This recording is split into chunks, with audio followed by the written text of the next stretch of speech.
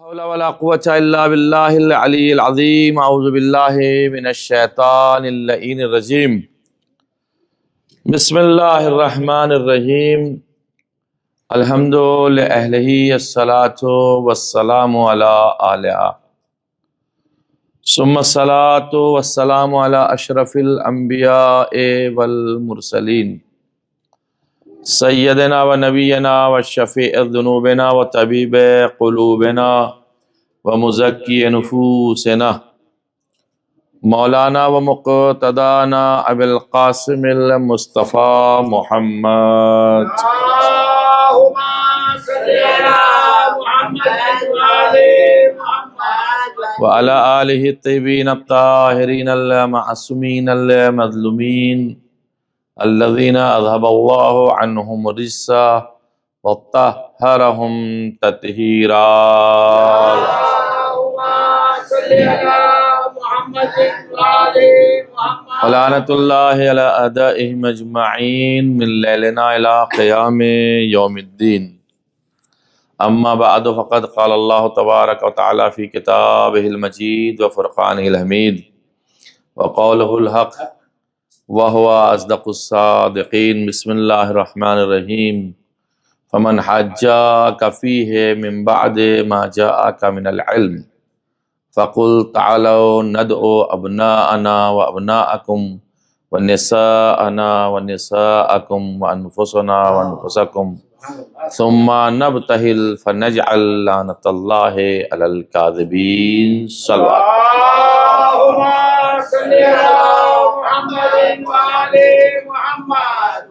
تعزیت اور تسلیت اس بات کی ہے کہ آج کی جو تاریخ گزری ہے وہ شہادت سے طفلان مسلم کی گزر چکی ہے، اب تو دوسری شب ہو گئی ہے، اور تبریک اور تہنیت اس بات کی ہے کہ عید مباہلہ پرسوں کو آ رہی ہے.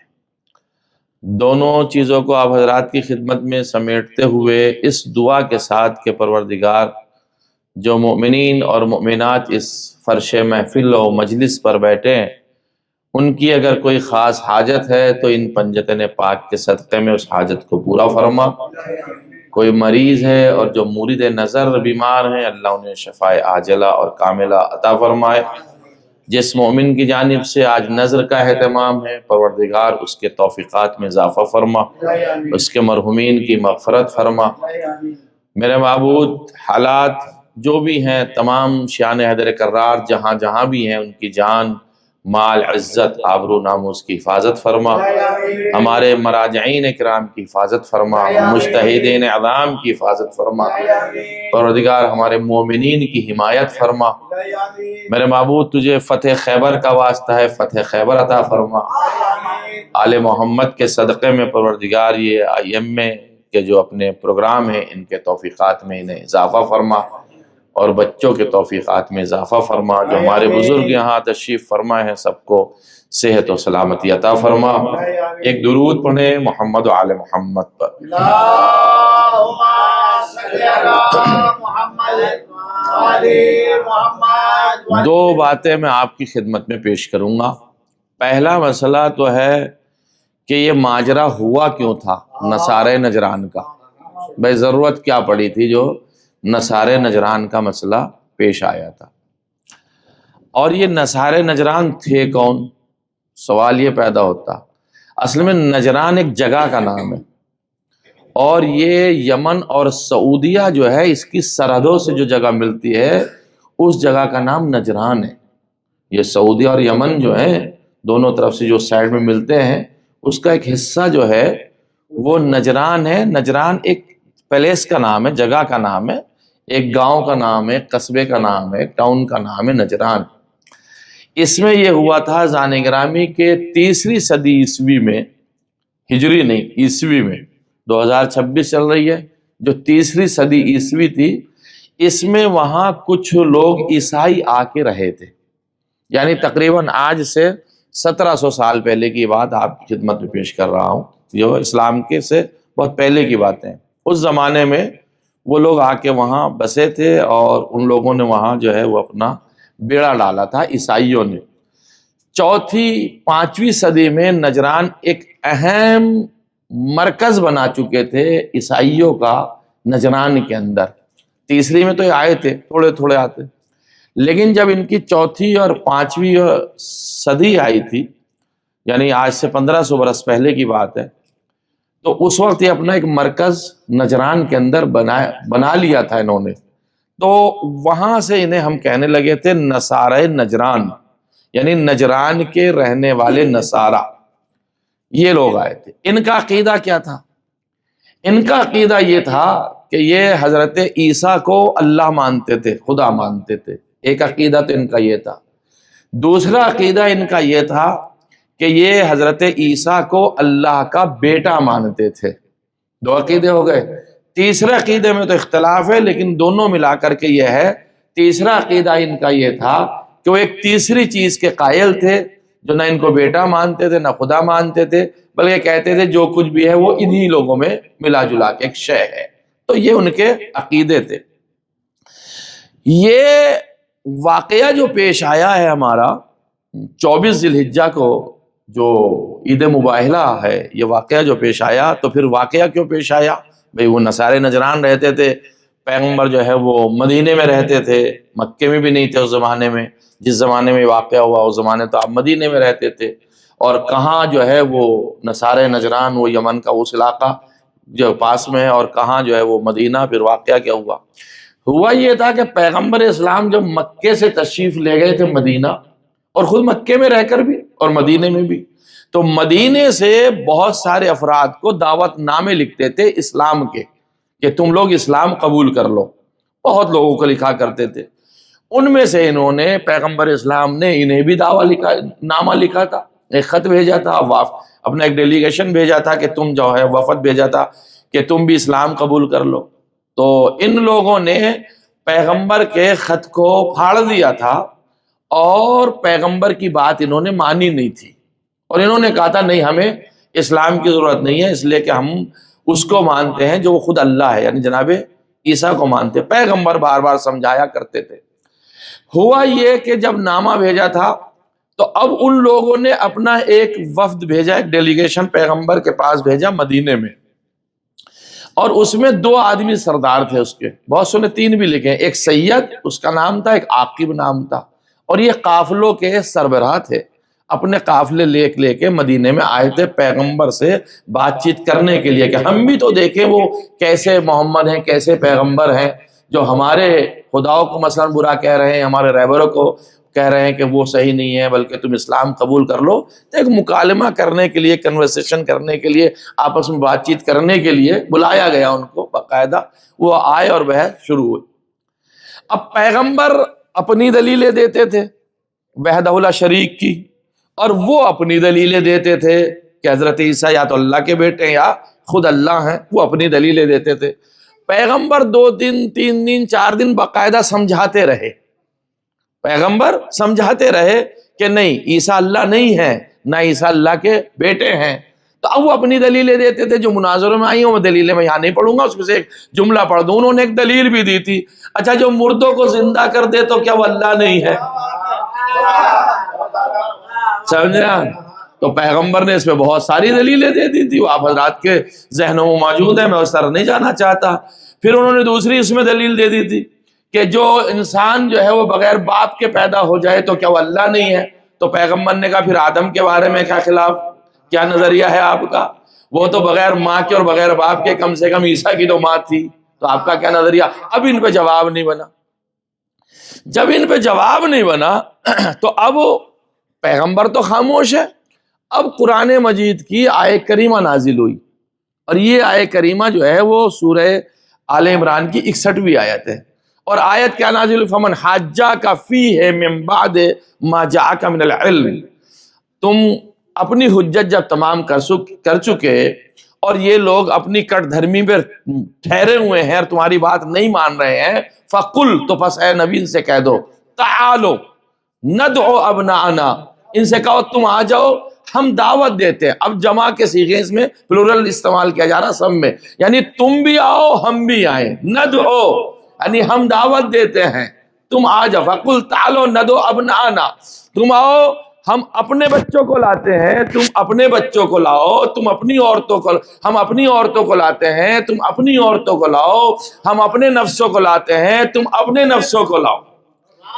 یعنی یہ قرآن مجید نے اس بات کو واضح کیا ہے، اور 61ویں آیت میں یہی ہے، فَقُلْ تَعَالَوْا نَدْعُ أَبْنَاءَنَا وَأَبْنَاءَكُمْ وَنِسَاءَنَا وَنِسَاءَكُمْ وَأَنفُسَنَا وَأَنفُسَكُمْ ثُمَّ نَبْتَهِلْ، جب ہم بھی لے آئے تم بھی لے آئے، پھر مباہلہ کریں گے،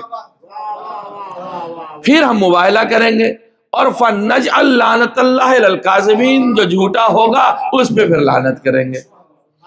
یہ معاملہ طے پایا۔ اب پیغمبر نے اس بات کا اعلان تو فرما دیا، تم بھی آؤ اور ہم بھی آئیں، تم بھی لاؤ اور ہم بھی لائیں، ہے جتنا تمہارے پاس ہے وہ تم لے کے آؤ، جو ہمارے پاس میں ہم لے کر کے آئیں۔ میں یہاں ٹھہرنا چاہتا ہوں تھوڑی دیر کے لیے آپ حضرات کی خدمت میں۔ اب کریں گے بحث تاریخ سے۔ دیکھیں عزیزان گرامی، اگر یہ پیغمبر کے سامنے دو بڑے چیلنجز تو تھے۔ ایک سب سے بڑا چیلنج پیغمبر کے سامنے یہ تھا کہ اپنے بعد کس کو اپنا جانشین بنا رہے ہیں، کیونکہ لوگوں میں اختلاف بہت بڑا تھا۔ اور دوسرا چیلنج یہ تھا کہ پیغمبر یہ پہچانوانا چاہ رہے تھے کہ صرف اور صرف میرے آل محمد کون ہے، میرے اہل بیت کون ہے۔ غور نہیں کیا آپ نے میری بات پہ، اگر غور کر لیتے تو میں اسی پہ مجلس کو، اس محفل کو ختم کر دیتا۔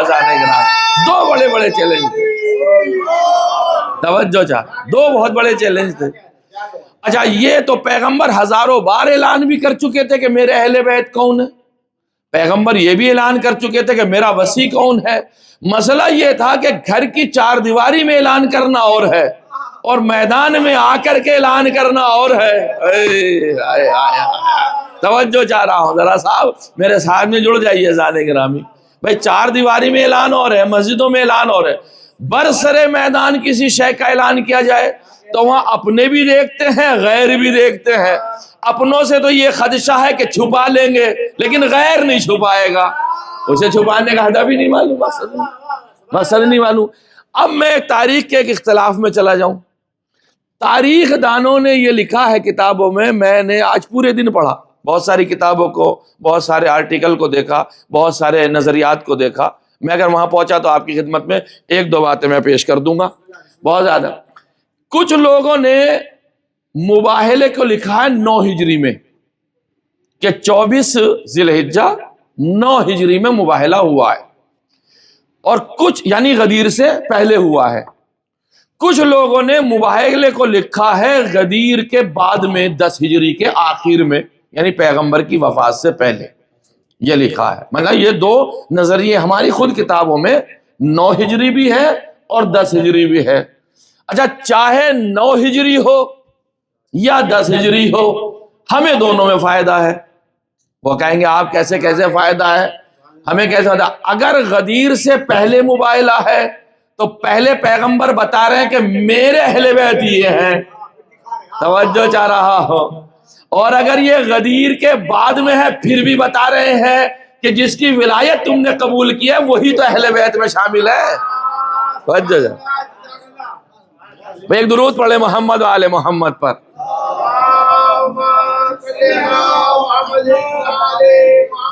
اب میں یا علی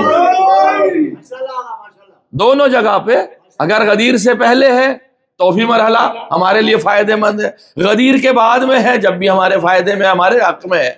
اچھا، اب لوگ جو ہیں مباہلے کو چھپا تو سکے نہیں، کیونکہ میدان کی بات تھی، اور وہ بھی حزب مخالف کے سامنے تھا، تو اگر اپنے گواہی نہ بھی دیتے تو حزب مخالف نے بہت بڑی گواہی دی ہے کہ بھائی یہ مباہلہ ہوا ہے۔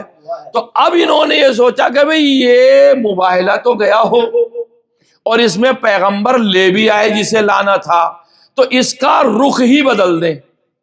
تاریخ کا لمحہ سنیے آپ مجھ سے، جو تاریخ کیا کہتی ہے۔ انہوں نے کیا کام کیا، جس طریقے سے یہ غدیر نہ چھپا پائے تھے تو انہوں نے کہا کہ غدیر تو چھپا نہیں سکتے، 1.25 لاکھ کا مجمع میں غدیر کا اعلان کیا گیا، لہٰذا انہوں نے اس کا مفہوم بدلا، کا لفظ مولا کے معنی دوست کے لے لو، حاکم کے مت لو۔ انہوں نے غدیر چھپائی اس طرح سے کہ بھئی غدیر تو ہوئی ہے، یہ تو آپ منع ہی نہیں کر سکتے غدیر نہیں ہوئی ہے، لیکن لفظ مولا کو الجھا دیتے ہیں کہ کس معنی میں. اسی طریقے سے انہوں نے مباہلے کو تو چھپا نہیں سکے. مباہلہ تو ہوا ہے میدان کے اندر، اور اس میں سب سے بڑے گواہ تو عیسائی ہیں. انہوں نے کیا کام کرا؟ مباہلے میں آنے والے پنجتن پاک کو چھپایا. توجہ، پنجتن پاک کو انہوں نے چھپایا. کیسے چھپایا؟ کہاں مباہلہ تو ہوا تھا اور نصارہ نجران سے ہوا تھا، اور نصارہ نجران نے کہا تھا کہ نہیں، ہم رسول اللہ سے مباہلہ نہیں کریں گے، رسول اللہ سے ہم مقابلہ نہیں کریں گے، رسول اللہ سے جدال نہیں کریں گے، رسول اللہ سے بحث ہم نہیں کریں گے. لیکن جب وہ مان گئے کہ رسول اللہ سے ہم جدال نہیں کریں گے، مباہلہ نہیں کریں گے، تو انہوں نے اس بات کو قبول کر لیا کہ ہم تمہیں جزیہ دیں گے، یعنی ٹیکس دیا کریں گے اے نبی. انہوں نے یہ تاریخ بنائی، میں حوالہ دینے جا رہا ہوں. انہوں نے یہ تاریخ بنائی کہ رسول اللہ جب جیت گئے تو انہوں نے کہا ٹھیک ہے، آپ جیت گئے ہیں، ہم آپ کو ٹیکس دیں گے، جزیہ دیں گے. یہ تاریخوں نے لکھا ہے، ہم تمہیں ٹیکس دیں گے. اچھا، ٹیکس لینے کے لیے بھی اب مسئلہ یہ ہے کہ مباہلے کے میدان میں جب مباہلہ جیتا ہے رسول خدا نے، تو اب انہیں کوئی شخص ایسا چاہیے تھا کہ جو ٹیکس لینے کے لیے جسے پیغمبر بھیجیں، تاکہ اس کا نام مباہلے میں آ جائے، پنجتن پاک کا نام نہ آئے. یہ المیہ ہے تاریخ کا، آپ اس کی گہرائیوں میں جائیے. تو انہوں نے ایک نام پیدا کیا، اس کا نام تھا ابو عبیدہ بن جراح. انہوں نے ایک نام نکالا کہ پیغمبر نے ابو عبیدہ بن جراح سے کہا تھا کہ تم ہر سال جانا، ان لوگوں سے ٹیکس لانا، جزیہ یہاں لے کے آنا. اور ابو عبیدہ کو اتنا ہائی لائٹ کیا کہ جناب علی اس میں خود تذکرہ کیا ہے تاریخ کے دانوں نے، جیسے مسلم نے، احمد ابن حنبل نے، وہ میں آپ کی خدمت میں 2-3 حوالے بھی دینے والا ہوں. ان لوگوں نے اس کا تذکرہ کیا کہ ابو عبیدہ بن جراح کو جزیہ لینے نبی نے بھیجا. اور تاریخ میں تاکہ یہ بات ثبت ہو جائے گی کہ پیغمبر نے کسے بھیجا تھا، تاکہ لوگوں کے ذہن سے وہ خامس آل ابا کا نام مٹ جائے گا، ابو عبیدہ کا نام چلتا رہے گا، تو لوگ مباہلے کی جیت کا پورا تغمہ جو ہے وہ ابو عبیدہ کو دے دیں گے، پنجتن پاک کو نہیں دیں گے. یہ تاریخ ہے ذہن گرامی جو انہوں نے لکھا ہے اپنی تاریخ میں. اچھا، اب میں یہ آپ کی خدمت میں پیش کروں. یہ بات لکھی ہے، میں ایک حوالہ لے کے آیا تھا، ایک صلوات پڑھیں محمد وآل محمد پر.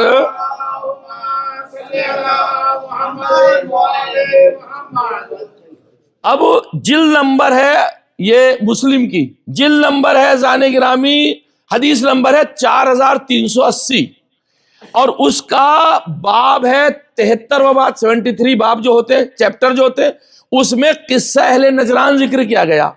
اور اس قصہ اہل نجران میں انہوں نے ابو عبیدہ کا تذکرہ کیا ہے، آل محمد کی کسی فرد کا تذکرہ نہیں کیا. کیوں نہیں کیا؟ اس کا ایک سبب تھا. اگر پیغمبر ان کی اماں حضرت کو لے جاتے، توجہ جا رہا، اب میں نے آپ کے ذوق کی بات کہہ دی ہے، سمجھ رہے ہیں؟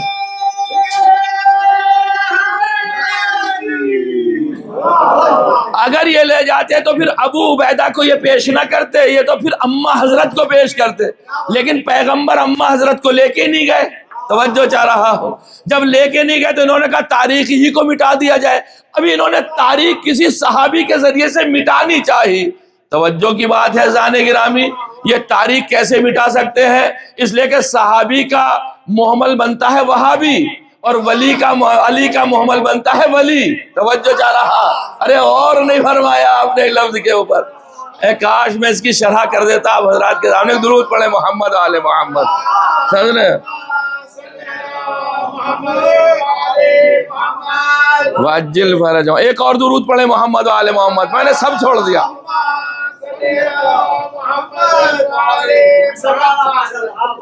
اب ایک سوال پیدا ہوتا، اچھا یہاں قرآن مجید پہ بھی اگر ہم بحث کریں، خود قرآن کے الفاظ کے اوپر اگر ہم بحث کریں ذہن گرامی، تو قرآن میں اللہ نے جو یہ لفظ استعمال کیا ہے، وَقُلْ تَعَالَوْا نَدْعُوا أَبْنَاءَنَا وَأَبْنَاءَكُمْ وَنِسَاءَنَا وَنِسَاءَكُمْ وَأَنفُسَنَا وَأَنفُسَكُمْ، یہ 3 لفظ استعمال کیے.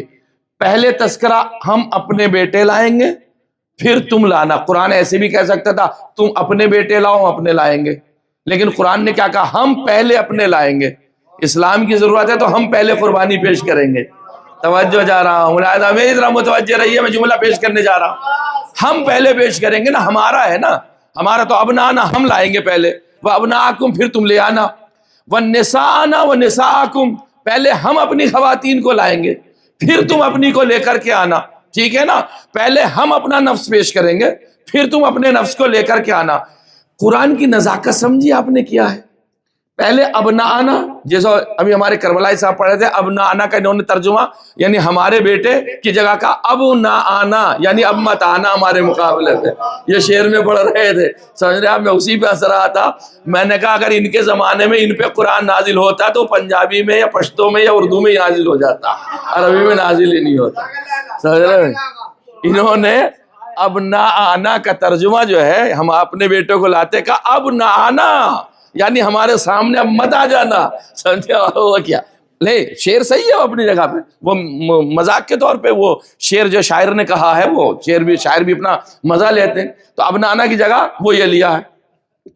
اب عزیزان گرامی اس کے اندر جو ہے ابنانا ونساءنا وانفسنا، آخر پہلے ابنانا کیوں ذکر کیا اور یہاں بیچ میں نساءنا کیوں ذکر کیا اور وہاں انفسنا کیوں ذکر کیا؟ ترتیب تو اپنی جگہ پہ ہے.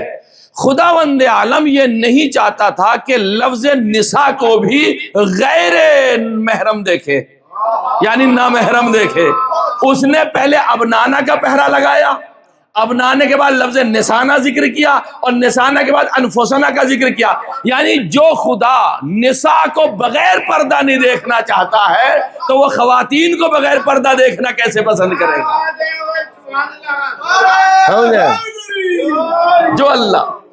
جو ذات پروردگار لفظ کی نزاکتوں کا اتنا خیال کرتا ہے کہ لفظ نسانا کو اس نے پردے میں رکھا ہے تو پھر نساء کو بغیر پردے کے کیسے دیکھے گا؟ ایک مسئلہ. دوسری بات، پیغمبر جب لے کر کے گئے ہیں تو بیٹوں کو حسنین اور شہزادی نائب فاطمہ زہرا سلام اللہ علیہا اور مولا امیر المومنین علی بن ابی طالب علیہ السلام، ہمیشہ ایک اصول یاد رکھیے گا. وقت کی بڑی تنگی سی رہتی ہے لیکن بڑی جلدی سے بات کو پہنچانا چاہوں گا انشاءاللہ تعالی. ہمیشہ ایک اصول یاد رکھیے گا، قرآن مجید کا کوئی حرف بھی جو ہے نا وہ مہمل نہیں ہے. اگر ایک ایک لفظ پہ بھی ہم بحث کریں گے، ابنانا وابناکم ونساءنا ونساءکم وانفسنا وانفسکم ثم نبتہل فنجعل لعنت اللہ علی الکاذبین.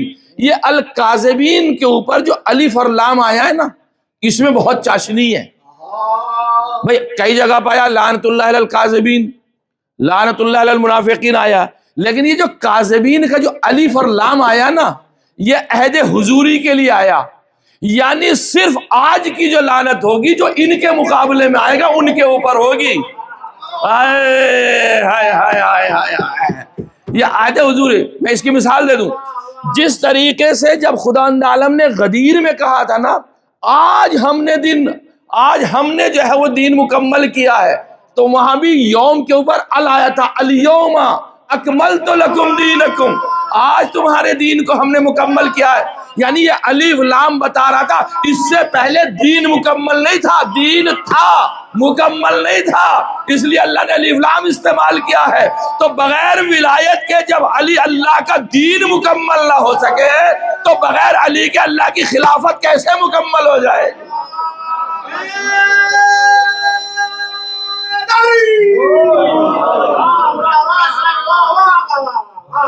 ہے نا؟ آپ میرے ساتھ ہیں؟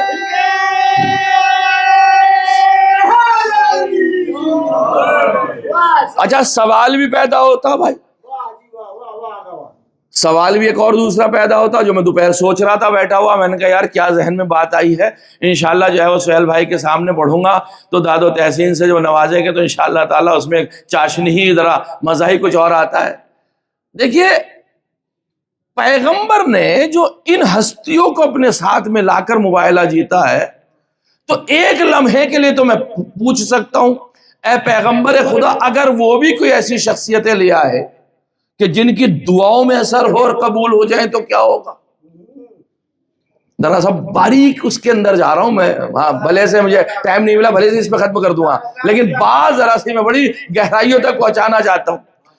مباہلے کا قاعدہ یہ ہے کہ مباہلے میں صرف ایک طرف والے جو ہے وہ لعنت نہیں کرتے، مباہلے میں دونوں مل کے کریں گے۔ جو بھی جھوٹا ہوگا تو انہیں اعتقاد اپنوں پہ ہو نہ ہو، پیغمبر کو اپنوں پہ اعتقاد ضرور تھا۔ کیوں تھا؟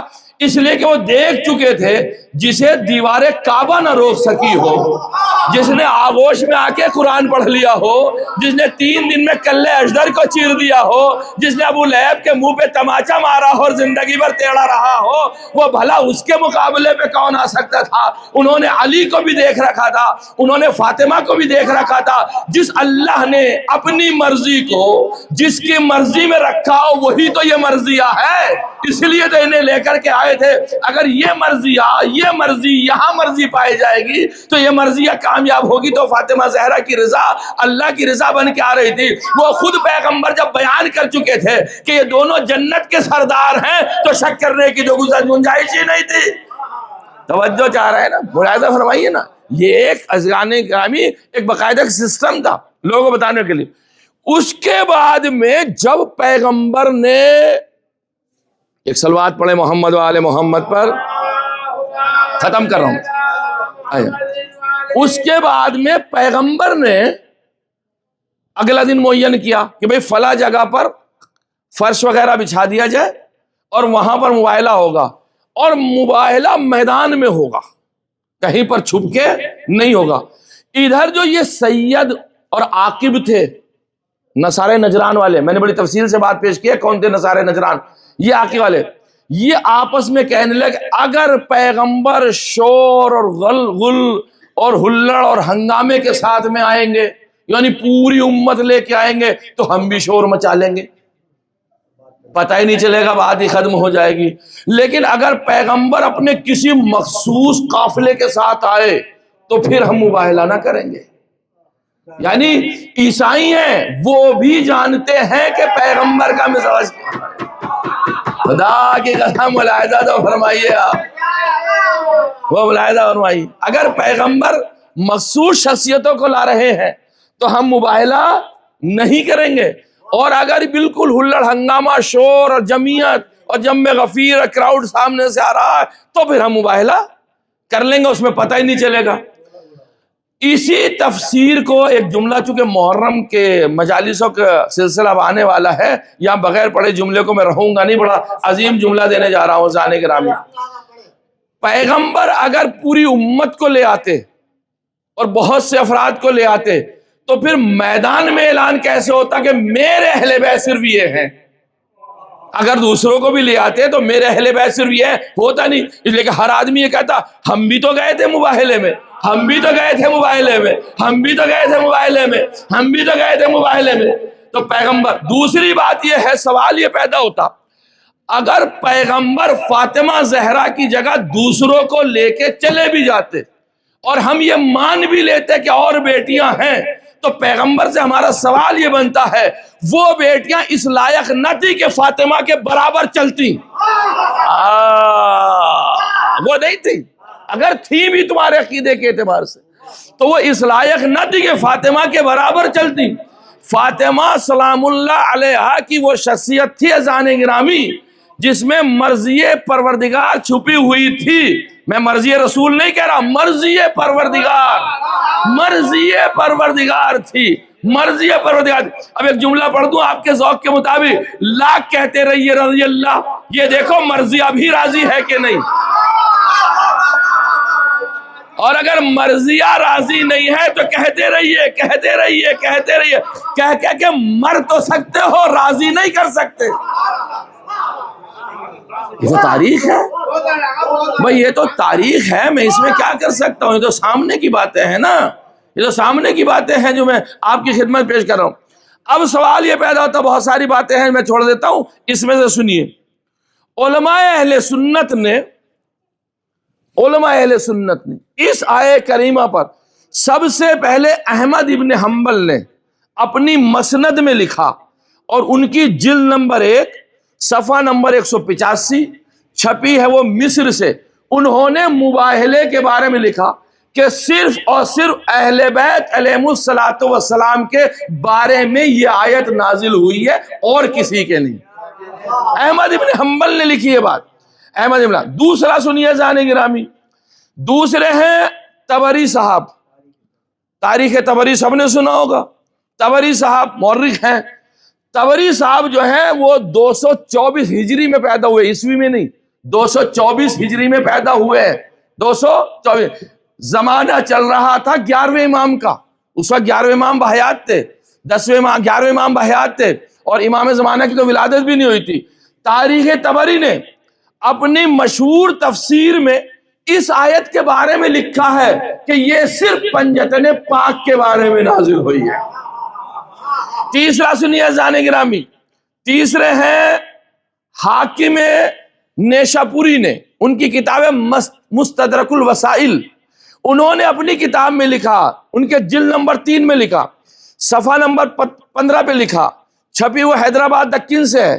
انہوں نے، اچھا حاکم کب کے ہیں؟ حاکم کی ولادت ہے 321 ہجری کی، اور ان کی وفات ہے 405 ہجری کی۔ میں نے کئی کتابوں سے بہت ساری جمع کر کے نوٹس بنائے ہیں آپ کو پہنچانے کے لیے۔ آج سے 1100 سال پرانی بات کر رہا ہوں آپ کی خدمت میں، 1000 سال پرانی بات کر رہا ہوں جنہوں نے لکھا۔ یہ حاکم مستدرک الوسائل نے، حاکم نیشاپوری نے اپنی کتاب میں لکھا کہ یہ آیہ مباہلیہ صرف پنجتن پاک کے بارے میں نازل ہوئی ہے۔ اس کے بعد حافظ ابو نعیم اصفہانی، ان کی ولادت ہوئی 336 میں، ان کی وفات ہوئی 430 ہجری میں۔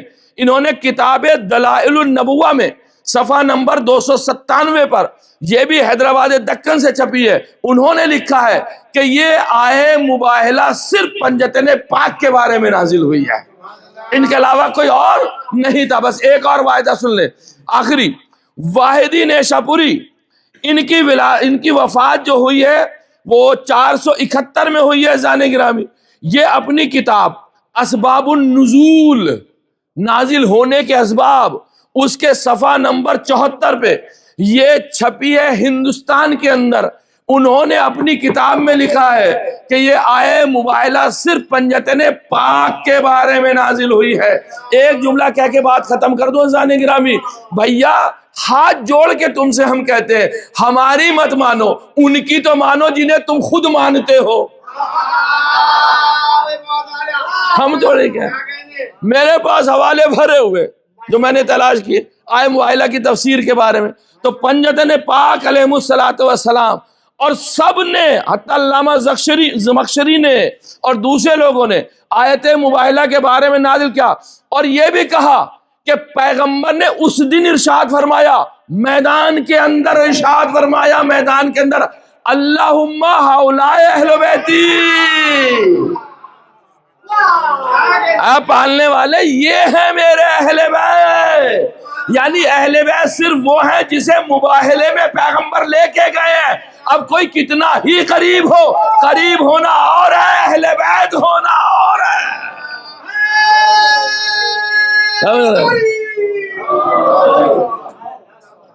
اہل بیت ہے یا اہل بیت علیہ السلام، اسی اہل بیت کی فرد کا نام ہے۔ جب نسل آگے بڑھی تو کوئی محمد بنا، کوئی ابراہیم بنا۔ 7 برس کا سن ہے، 8 برس کا سن ہے، مسلم کے لاڈلے ہیں، مسلم کی زوجہ جناب رقیہ بہن ہے جناب عباس کی، جناب رقیہ کی تربیت کی ہے جناب ام البنین نے، ام البنین نے تربیت کی ہے شہزادی فاطمہ زہرا کی تربیت کو دیکھ کر اور پڑھ کر اور علی سے پوچھ کر۔ تو جب ام البنین تربیت دے رہی ہوں گی تو رقیہ کی، جس طرح زہرا نے تربیت دی تھی زینب کو اور زینب نے تربیت دی تھی اون و محمد کو، اسی طریقے سے ام البنین نے تربیت دی ہے رقیہ کو، رقیہ نے تربیت دی ہے محمد اور ابراہیم کو۔ اتنا ہی کہا تھا وحدانیت خدا کو پہنچانے میں، بس ہمیں 2 رکعت نماز پڑھنے دے۔